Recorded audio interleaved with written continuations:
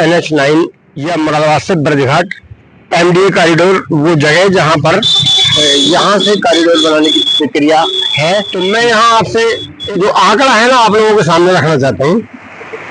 मैं सिर्फ अमरोहा जिले की बात करूंगा कि अमरोहा जिले में कितने परिवार से प्रभावित होने वाले हैं।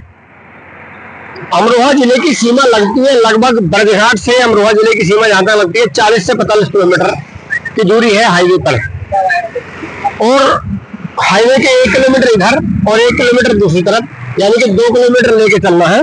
तो 2 किलोमीटर का मतलब होगा 90 वर्ग किलोमीटर, और 1 वर्ग किलोमीटर होता है 1000 मीटर गुणा 1000 मीटर, यानी कि 10 लाख मीटर में 1 वर्ग किलोमीटर बनता है। तो 1 बीघे में होते हैं 632 मीटर। अगर हम 1 वर्ग किलोमीटर में देखें तो 1582 बीघा जमीन बनती है।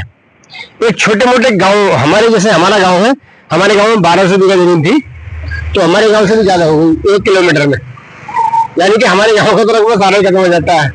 चलिए खैर, अब जो मैं बात कर रहा हूँ वो ये है कि 90 वर्ग किलोमीटर है और 1 वर्ग किलोमीटर में 1582 बीघे हैं। तो 90 से अगर गुणा करते हैं तो 1,42,500 के आसपास 400 कुछ बीघा बनती है जमीन जो हाईवे के इस कॉरिडोर में जा रही है।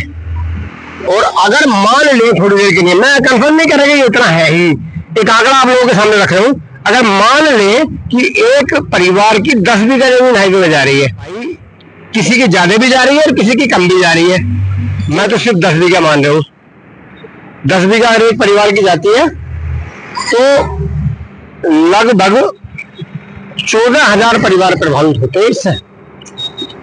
और एक परिवार में 6 लोगों का भी अगर मान ले तो भाई लगभग 90,000 लोगों की जनसंख्या पे असर है इस जमीन का, हाईवे का, MDA कॉरिडोर का। और 20 तारीख को एक मीटिंग होने जा रही है महापंचायत इसी को लेकर के। उस महापंचायत में कलेक्ट्रेट अमरोहा में ये पंचायत होगी। अगर एक परिवार से एक आदमी भी आता है, जितने लोग प्रभावित है, तो 14,000 परिवारों में से एक आदमी के साथ 14,000 लोग हो गए।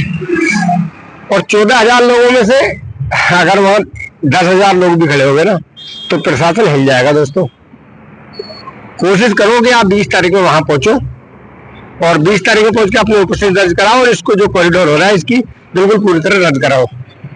तो भाई वीडियो कैसी लगी कमेंट में बताना जरूर।